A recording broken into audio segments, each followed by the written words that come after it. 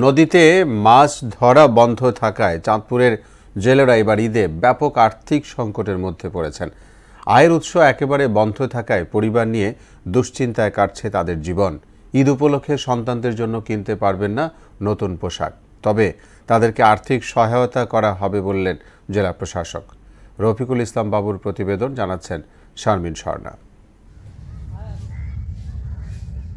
চাঁদপুরের মতলব উত্তর ষাটনল থেকে লক্ষ্মীপুর জেলার চর আলেকজান্ডার পর্যন্ত ১০০ কিলোমিটার এলাকায় মাছ ধরা সহ জাল ফেলা, ক্রয় বিক্রয়, মজুত ও পরিবহন সম্পূর্ণ নিষিদ্ধ থাকায় ভালো নেই জেলেরা।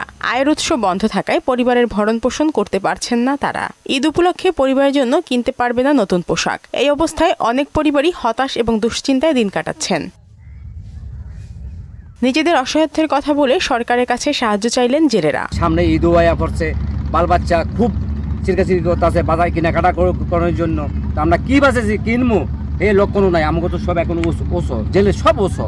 সরকার যদি আমাদের কিছু অবদান দিত তাহলে আমরা ছেলে পেলে নিয়ে ঈদ চান করতে পারতাম। এখন সরকার আমাদের প্রতি একটু তাকাইলেই হয়ে যায়। ছেলে মেয়ে নিয়ে খুব কষ্টে আছি, এখন খানা দানা আমরা খুব কষ্টে চলতে আছি। অভিযান দেওয়ার সেরা ২ মাস, ১ মাস যাইতে গেছে, চাল ভাত দেয় না, পোলাহাইনে কান্দাকান্দি করে খাওয়ানোর লেগিয়া।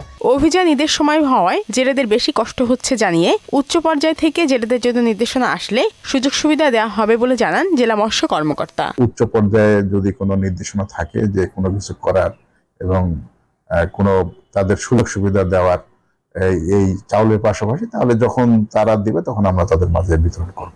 জেলেরা চাইলে অন্য কোনো পেশায় জড়িত হতে পারে জানিয়ে জেলা প্রশাসক জানান, জেলে সংগঠন সাহায্য চাইলে তাদের পাশে দাঁড়ানো হবে। আমরা চেষ্টা করব জেলেদের পাশে দাঁড়াতে।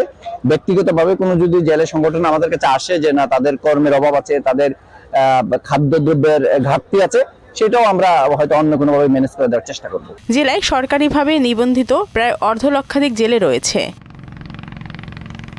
শারমিন স্বর্ণা, মোহনা সংবাদ।